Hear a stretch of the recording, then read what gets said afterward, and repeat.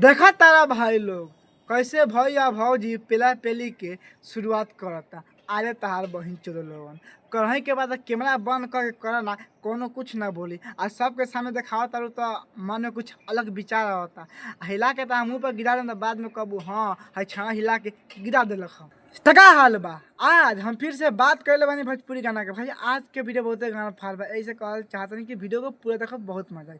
तो वीडियो बनाने के बस एक ही मकसद बा, एक ही मकसद है आप सभी को दिल से हंसाने के लिए, ना किसी को दिल को ठेस पहुँचाने के लिए। तो बिना कोनो लानवा लहसुन के आज के वीडियो स्टार्ट करता नहीं। ओहो क्या बात है, देखला भाई लोग पहले तो भैया भौजी के जींस खोले के कोशिश कर लेकिन वो छोड़ के भौजी के ढोरी चूमे लगा। हाँ बहन कितना बुढ़ छुछुनर भैया ऐसा भैया के पेली लेनू तो गाँव में बहुत किरकिरी बोला आ कमेंट कला ए भौंसरी वाला ऐसे क्यों बोला ऐसे क्यों बोला। अरे बहन भाई तो नहीं देखा लोगों यार, ये देखला के बाद में पहले के मन ना करता भैया के भौजी के ना। हे कैमरा मैन तू का चाहता रे ना हमरा के साफ साफ बोल, तू का चाहता रे पटा के पेल दी का। अरे सर ऐसा तो सीन तू कहा लगावे लिया, तू जानता है मैं देख के खड़ा हो जाला ये छुपा के रखे ना चाहिए। तू तो भौंस चलो सबके सामने क्वेश्चन को लगा दे बोली हाँ लगा लगा का हो जाए कि ना मैं कुछ अलग लगा तो ना पहले मजा आई। खाली भौजी के पहले देखबे कि तू हिला के मुठ मार लेबे। भाई लोग हमरा ना लगता कि गाना सुनने के जरूरत पड़ी, क्या कि भौजी भैया इतना से सीने पहले बता दिले बा देखा दिले बा कि एक के पेलते पेलते वीडियो 5-6 मिनट के हो जाए। अभी देखो कैसे लॉलीपॉप सा होता, अब थोड़ा आगे देखो अब क्या करता तब नू फिर तनी सार के कस के और 5 आगा सब के भौजन लवे बार तारा बहनी के गाड़ी में गधा के लंड पेलो।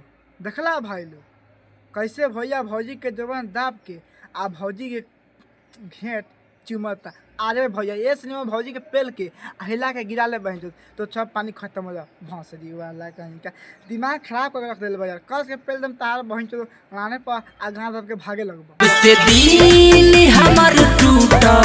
का का का का कहता कि जब से दिल हमर टूटल। अरे भैया तोहरा दिल टूट गइल बा साला प्यार मोहब्बत के खेल यार समझ में ना आ रहा यार, इसका भी दिल टूट गया है। तो साफ साफ बताब जब तहार दिल टूटल तो कितना बेरा छौरी के मोरी में तहार सोना के गुली घुसल। अरे तारा बहनी के गाड़ी में गधा के लंड पेलो बहुत अच्छा।